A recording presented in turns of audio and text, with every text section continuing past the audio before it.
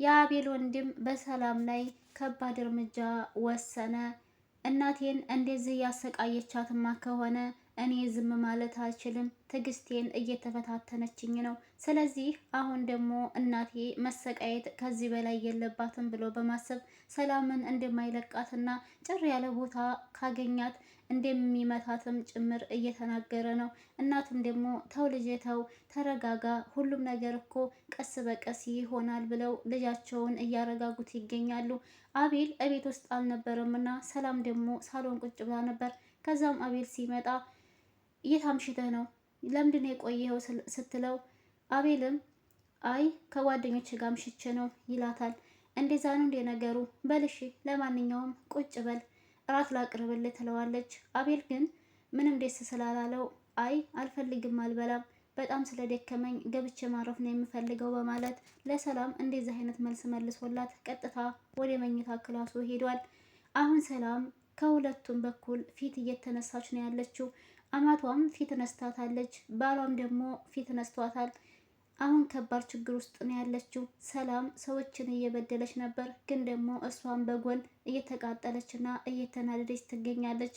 ይሄ ሁሉ ነገር ደግሞ እየሆነባት ያለው በራሷ ስራ ነው። እሷ የአቤልን እናት አማቷን ማለት ነው በጣም ነው የምትበድላቸው፣ በጣም ነው የምታመናጭቃቸው። የአቤል ወንድምም እኔ በጣም ጨንቆኛል፣ በጣም ግራ ተጋብቻለሁ እያለ ለጓደኛው እያወራት ይገኛል። ጓደኛውም አይዞህ፣ ለማንኛውም አንተ አትጨናነቅ፣ በመጨናነቅ ሁሉም ነገር እኮ አይስተካከልም እያለችው ነው። እንግዲህ የአቤል ወንድም መቅዲን እኔ እኮ በጣም ነው የማፈቅራት፣ በጣም ነው የምወዳት እያለ ይገኛል። ግን ከመጣች ትምጣ፣ ካልመጣችማ የራሷ ጉዳይ፣ አንተን የመሰለ ሸበላ ቀረህባት እንጂ አልቀረችብህም እያለች ትለዋለች ጓደኛው አብረው ያለችው። እሱ ግን እኔማ በጣም ነው የምጎዳው ከቀረችብኝ፣ ምክንያቱም እኔ እኮ በጣም ነው የምወዳት፣ በጣም እኮ ነው ያፈቀርኳት፣ በጣም አፍቅሪያት አለሁኝ እኮ መቅድን ይላታል። ሰላም ሰላም፣ ድና የተከበራችሁ የቻናሌ ቤተሰቦች እንዴት ናችሁ? ሰላም ናችሁ ወይ? እኔ ሰላም ነኝ። በአዲስ ቪዲዮ ዛሬም ተከስቻለሁ፣ አብራችሁ ይቆዩ። አቤል ባለፈው ቤተክርስቲያን ሄዶ ጸሎት በሚያደርግበት ሰዓት አንዲት ልጅ ተዋውቃው ነበረ። እሷም ደግሞ ማናት ዶክተር ነበረች እና ሁኔታውን ስታየው በጣም ስላሳዘናት እኔ ልረዳ እችላለሁ ዶክተር ነኝ ብላ ከነስሟ ነግረው ነበር። ዛሬ ላይ ደግሞ የሆነ ቦታ ላይ ተገናኝተዋል። እናም ሻይ ቡና እያሉ ስላገኘሁሽ ደስ ብሎኛል ዶክተር ይላታል። እሷም ደግሞ እኔም ስላገኘሁ ደስ ብሎኛል፣ ማውራት ያለብህ ነገር ካለ አውራኝ፣ እኔ የምችለውን እረዳሃለሁኝ እያለችው ትገኛለች። አቤል በጣም ነው የሚያሳዝነው። እሱ እንግዲህ እየጸጸተው ያለው የሰው ነፍስ ስላጠፋ በዛ ጉዳይ በጣም ሰላሙን አጥቷል። በዛ ላይ ደግሞ እቤት ውስጥ ያለችው ሰላም ሚስቱም ሰላም አሳጥተዋለች። ለዛም ነው በጣም ጭንቅንቅ ብሎ ያለው። ይህንን ያየችው በጣም ያሳዘናት ዶክተር ደግሞ የእሱን ችግሮች አንድ ባንድ መስማት ፈልጋለች እና ተቀጣጥረው ዛሬ ላይ ተገናኝተው የእሱን ችግር ሊያወራት ወስኗል። ዶክተሯም ለአቤል አብሽሬ ችግር የለውም፣ የፈለግከውን ነገር እንደ ጓደኛም ሆነ እንደ እህት ልታወራኝ ትችላለህ ብላ ትለዋለች። አቤልም እሺ አመሰግናለሁኝ እያለ ይንተባተባል። ዶክተር ምን ትለዋለች? አውቃለሁ በደንብ አንተዋወቅም፣ ያ ማለት አንተ ለኔ ችግሮችን ቶሎ ብለህ ለማውራት ልትፈራ ትችላለህ፣ ግን ደግሞ እኔ አብሽሪ እረዳሃለሁኝ፣ ከጎንህ ነኝ እያለችው ትገኛለች። ለአንድና ለመጨረሻ ጊዜ ልንገርህ፣ ያስጨነቀህን ነገር ምንም ነገር ሳትፈራ ልትነግረኝ ትችላለህ። አይዞህ አቤል አትጨነቅ፣ ሳትጨናነቅ ምንም ነገር ሳይሰማህ አውራይ ትለዋለች። አቤልም እየተንተባተበና በፍርሃት ስሜት ውስጥ ሆኖ እሺ እሺ ዶክተር እያለ ወሬውን ይቀጥላል። ከዛም ይሄን ሁሉ እያወራችለት አቤል ግን የለም ለስሟ አጠገቧ ተቀምጧል እንጂ ከዶክተሯ ፊት ለፊት እሱ በሀሳብ ጭልጥ ብሎ ሄዷል። ከዛም አውርታ መጨረሻ ላይ ዝም ሲላት ምንም አይነት መልስ ስታጣ ዶክተሯ አቤል ትለዋለች። እሱም ቀና ብሎ ያያትና ድንግጥ ይልና አቤት አቤት ይላታል። ከዛ እንደዛም ይላትና ካጠገቧ ድንገት ብድግ ይልና ለመሄድ ይነሳል። ሰላም ሳሎን ላይ ተኝታ ነበረ። የአቤል ወንድም እንደፎከረው አለቃትም ብሎ እንደዛተባት በተኛችበት በቢላዋ ሊወጋት ቢላዋ ይዞ ወደ ቤታቸው መጥቷል።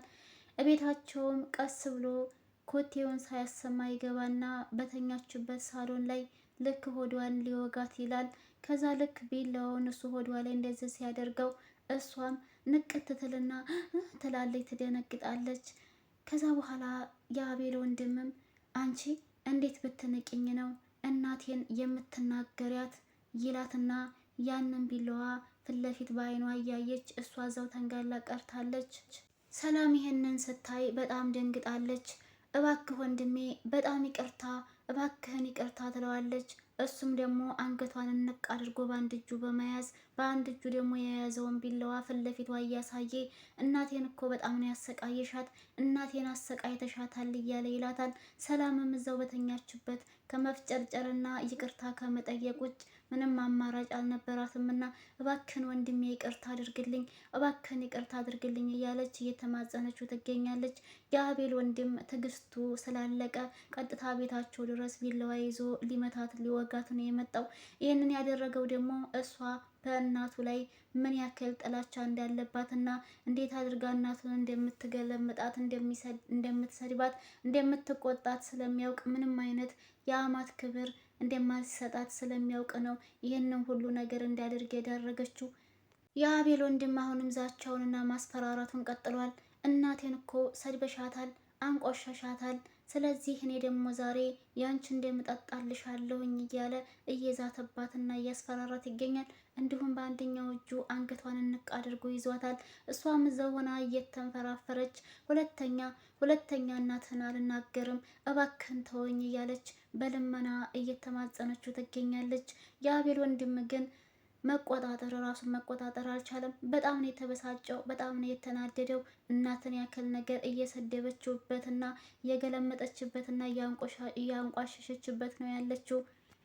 እናም አንቺ ነሽ እናቴ ላይ ምራቅሽን የተፋሽባት፣ አንቺ ነሽ የሰደብሻት፣ አንቺ ነሽ የመታሻት፣ ማን ስለሆንሽ ነው እናቴን እንደዚህ የምታደርጊያት በማለት እየጮህባትና እያስፈራራት ይገኛል። እሷም ደግሞ ባክህን ወንድሜ ይቅር በለኝ፣ ሁለተኛ አይለመደኝም፣ ሁለተኛ አላደርገውም፣ ሁለተኛ ምንም አልላትም እያለችው ትገኛለች።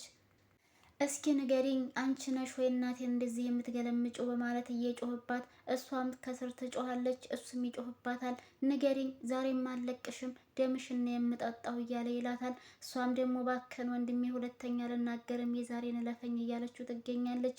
ይሄ ሁሉ ስቃይና ፈተና ያመጣችው ራሷ በራሷ ናት። እናቱን ብታከብርና እናቱን ብትወድለት ኖሮ ይህንን ያክል ስቃይ ባልደረሰባት፣ እንዲሁም ደግሞ በቢላ መወጋት ደረጃ ባልደረሰች ነበር።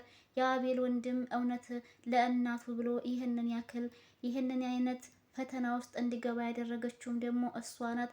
አንዳንድ ጊዜ እኛ ሰዎችን ስንበድል ከጎን ሌላ ሰው እንዳለ እንረሳለን። የዛ የበደልነው ሰው ከጎኑ ዘመድ፣ ልጅ ወይንም እህት ወንድም እንዳለው እንረሳለን። በተለይ አማትን ማክበር ግድ ይላል ብዬ አስባለሁኝ። ቤተሰብ እናንተስ ምን ትላላችሁ? ለአማት ክብር መሰጠት የለባትም ወይንስ አለባት? ልጇን አግብተን የትዳራችን አጋር አድርገን እስከ ኖርን ድረስ ግዴታ አማታችንን ማክበር አለብን ብዬ አስባለሁ። የእናንተ ሀሳብ አስተያየት ምን ይመስላል የሚለውን ኮሜንት ላይ አስቀምጡልኝ። ባይ ባይ።